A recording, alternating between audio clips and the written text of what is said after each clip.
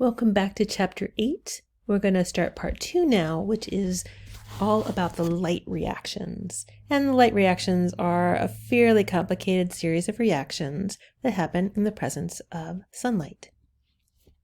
So just kind of a reminder that chloroplasts are these solar-powered chemical factories. And the main thing that we're trying to get out of this reaction, the main forms of energy that we're converting into, are ATP and NADPH, that electron carrier. The thylakoids of the chloroplasts are where the light is transformed from light energy into chemical energy. So it's probably a good idea to learn a little bit about the nature of light. When you think about light, you probably don't think about it as a form of electromagnetic energy, also called electromagnetic radiation. We often don't think about light that way because our eyes detect a part of sunlight and we think, oh, that's what light is. But light is a lot more than just the visible light that we can see. Visible light is just a very narrow range and of energy. There's a lot of other energy that exists in light besides the stuff that we can see. So one of the things that is important when we think about light is the wavelength. And wavelength is just the length from the tip of one wave to the tip of another. That's the wavelength. The shorter the wavelength, the more energy exists. But again, we only see in a very small energy wave. That's all that our eyes are able to detect. The entire range of wavelengths is the electromagnetic spectrum, as I said before. And I said that visible light is in a tiny range, but here we can see that range is from 380 nanometers to 750 nanometers. That's all that can be detected by the human eye. Some animals can see into the UV and some can see into the infrared. This is what our eyes allow us to see. And again, that's because of the pigments in the back of our eyes that allow us to see those things. In photosynthesis, that is a process also powered by visible light, but not the entire spectrum. It's a subspectrum that we're going to be taking a look at. So I just told you that light behaves as a wave, but it also consists of these discrete particles called photons. And photons, every single photon has a fixed quantity of energy that is actually opposite or inversely proportional to the wavelength of light. What this means is that the shorter the wavelength of light, the greater the energy per photon. Photosynthetic pigments are the things that receive the light. They absorb those photons of light. And different pigments are going to be able to absorb different wavelengths of light or absorb different photons. Wavelengths that are not absorbed are going to be reflected. And that's really interesting because we see leaves as green and we think that chlorophyll is green. But the only reason that they appear green to our eyes is because chlorophyll does not absorb green. It reflects green off of it, does not absorb those photons of light. Instead, it absorbs photons in the violet and blue range and in the red range. All the green light is transmitted away, either allowed to pass through or reflected back off of it. That's why our eyes see it. That always fascinates me. If we look at the various ways that pigments can interact with light, we see something called the absorption spectrum. And an absorption spectrum just says, it's like a graph that you see right here. It's a graph that plots how much light is absorbed versus wavelength. Now, one of the things that you're going to see right away when you look at this graph is that there are three basic pigments: chlorophyll A, chlorophyll B, and carotenoids. We're going to be focusing mainly on chlorophyll A and B, but in lab we're going to get a chance to take a look a little bit at the carotenoids. Even though we're not going to be focusing on carotenoids, they are important to this absorption spectrum. So if we first look at chlorophyll A, the absorption spectrum for chlorophyll A, we really see a peak here right at the purple and blue intersection. We see that a lot of the violet is absorbed and it drops off as it reaches the blue. On the other hand, chlorophyll B is a second pigment that has its absorption peak right at the edge of that blue. It's really turning into blue here, and it continues almost into the greens. So that's chlorophyll B. If we look at the carotenoids, oh, and by the way, chlorophyll A has another peak over in the orange and red area, and chlorophyll B has a peak over here in kind of right around the orange area.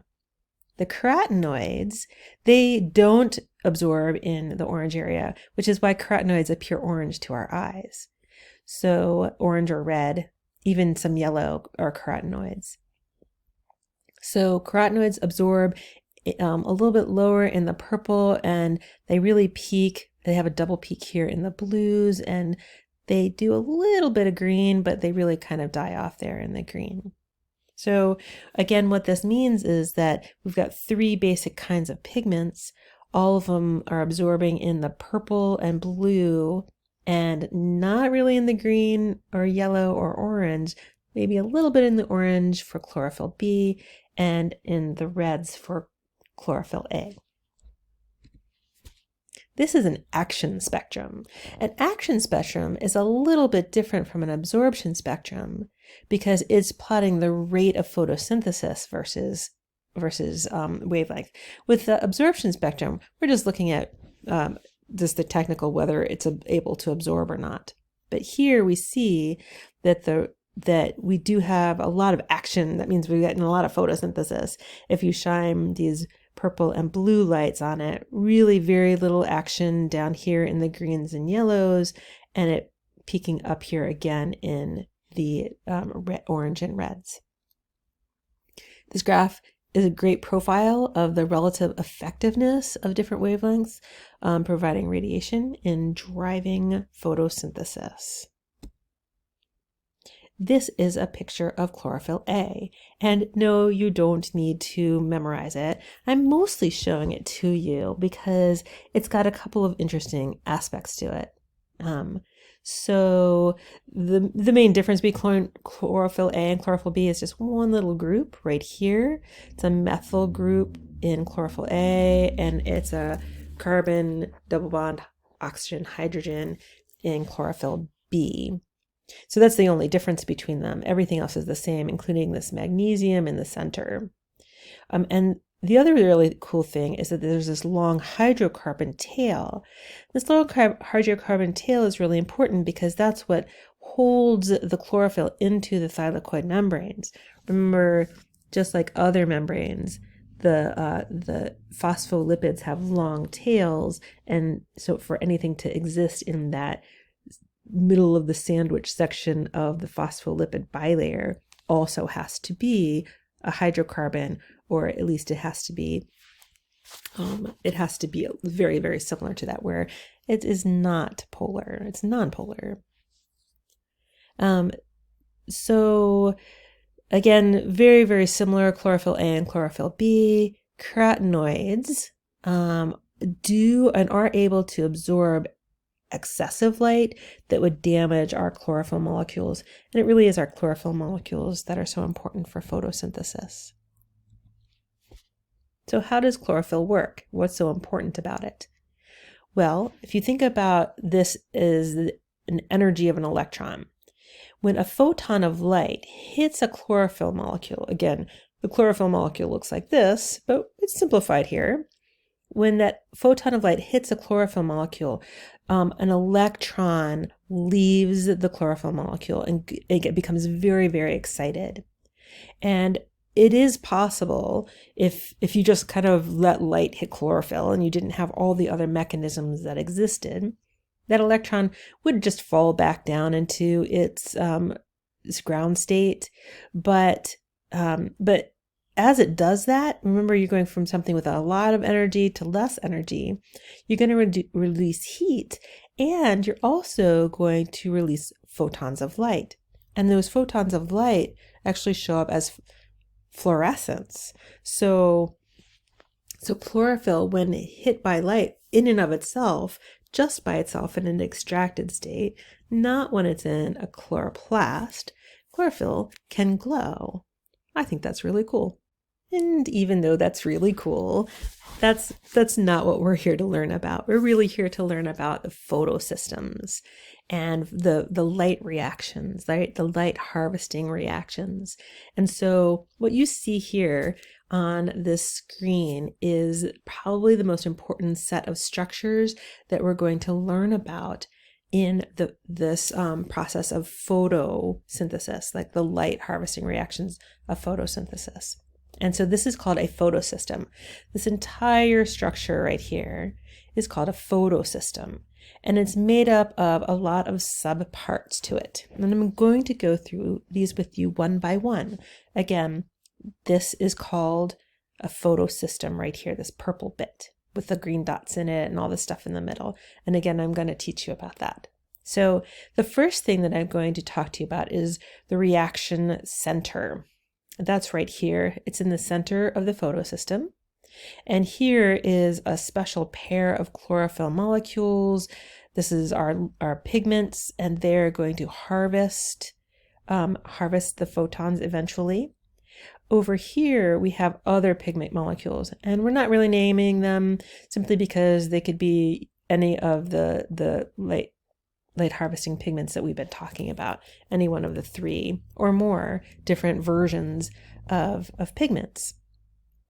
So what happens is that the pigment molecules that are bound inside the kind of circle of the outer region of the photosystem, and again, this whole region out here are called the light harvesting complexes, that harvests the photon of light, and that photon is passed in a transfer of energy from one pigment molecule to another, and then it's eventually passed to this special pair of chlorophyll A molecules. Notice that it's only chlorophyll A right there that's found in the reaction center.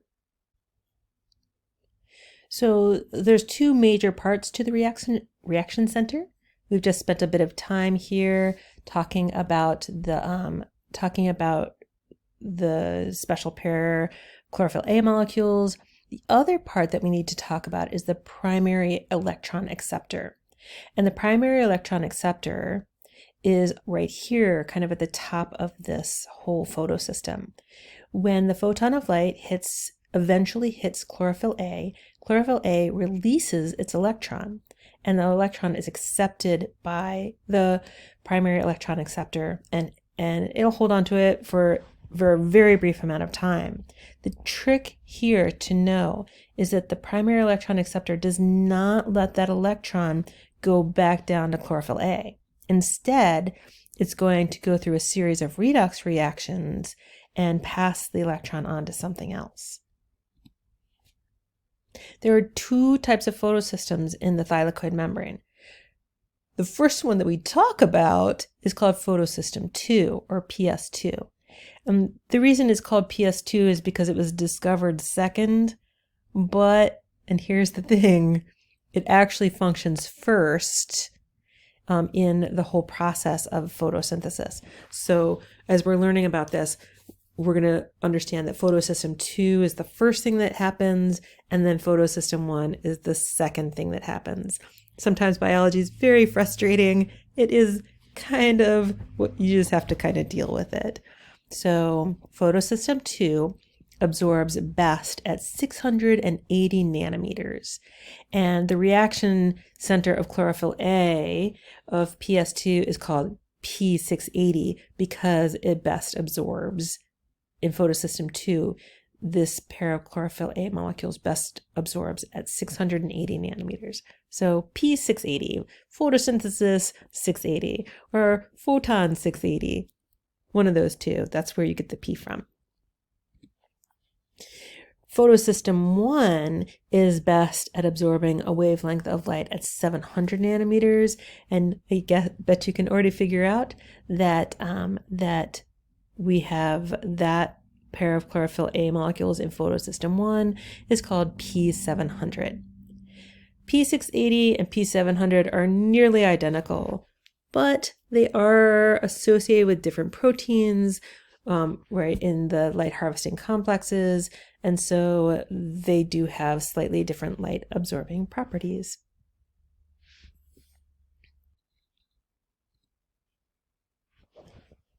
So electrons are going to flow in a very linear fashion.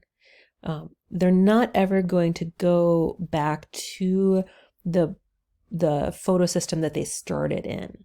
So that's one of the most important things to think about. So electrons are going to be flowing in a linear fashion through the photosystems and other molecules embedded in the thylakoid membrane in order to produce the ATP and the NADPH that are going to be using up that light energy, storing that light energy, and then be put in the Calvin cycle. So let's go ahead and step through the step by step of what happens to a photon of light and, as a result, the movement of electrons in this linear flow. Okay, so the first thing that happens is that a photon of light is going to hit the photosystem. In this case, it's photosystem 2. And that photon is going to be passed through the pigments until the photon reaches P680. P680 is going to give up its electron to the primary electron acceptor. It's going to be a very highly excited state. And we can call this this down here, instead of P680, we can call it P680 plus because it's lost an electron. So it has a positive charge to it. In this process, water is split, and 2 of electrons are going to reduce P680 plus back down to P680. When this happens, 2 protons are released. 2 protons are released into the thylakoid space, and oxygen atoms combine to form O2. So here's our first place for having water or oxygen show up, and here's our first place where water is split into bits. The protons, again, the protons are going to go into the thylakoid space. And again, all this is super important to understanding this process. Here we see what, just kind of wanting to focus a little bit for you anyway, on what happens to the protons and the oxygen in water. So there it is off to the side over here, just kind of focusing on the idea that the water is split. The next thing that happens is that the electron is going to be passed down an electron transport chain. Now, we've seen electron transport chains before when we were looking at cellular respiration, and this is pretty similar. If you ever take a plant biology course, you're going to learn much more detail about what happens with this electron transport chain and how it's different from that of cellular respiration. But for us, we're just going to refer to it as the electron transport chain of photosynthesis. As this electron is passed down the electron transport chain from photosystem 2 to photosystem 1, it's going to release energy. And that energy that's being released is going to be used to form a proton gradient across the thylakoid membrane, very similar to what we saw in cellular respiration. The potential energy from that proton gradient is going to be used to power chemiosmosis and the production of ATP. But it's not the electron transport chain itself that's making ATP. So this is a little misleading in a way. We've got some other steps to do before we can make that ATP. including we got to deal with our chemiosmosis. And remember, chemiosmosis in cellular respiration is related to, but not directly associated with the electron transport chain. So if we look here, what's happening to that electron is that it's being passed on to photosystem 1. And in photosystem 1, it can't really accept that electron until after a photon of light has hit photosystem 1, bounced around, being passed until it gets to P700. P700 will then release its electron, and now it can once it releases its electron, it's called P700 plus, and then and only then can P700 plus accept the electron from photosystem 2. And as soon as it accepts the electron from photosystem 2, another photon of light could come along and get excited and send that electron up. But now we're going to learn about what happens to the electron that leaves P700 in photosystem 1. What happens to that? And the electrons are passed down, you guessed it, an electron transport chain. This time, though, the electron transport chain is not used to make a proton gradient. It's not used to split water. In this case, we're going to be using those electrons to make NADPH. And remember that NADPH is absolutely necessary. I mean, as is ATP, but it's absolutely necessary for the Calvin cycle. So we're using this enzyme NADP plus reductase, and we're going to be reducing NADP and making NADPH.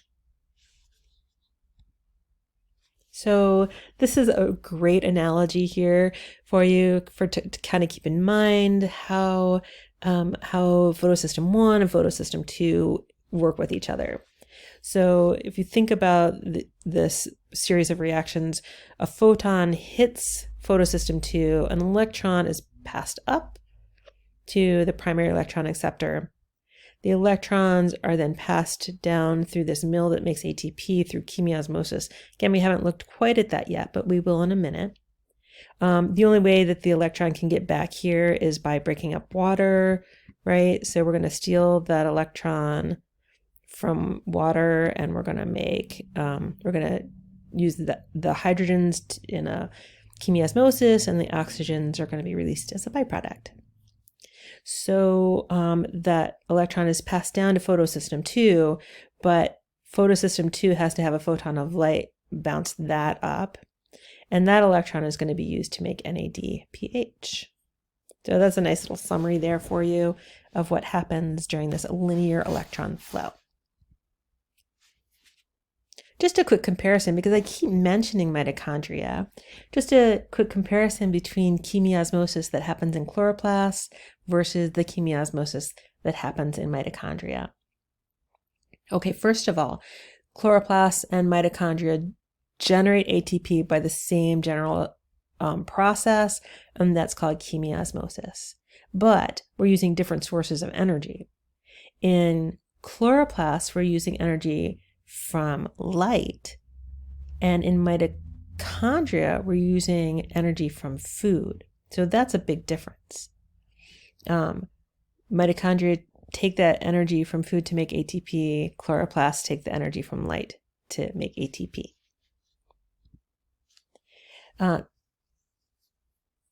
Both are using protons, right, to make a gradient across the membrane.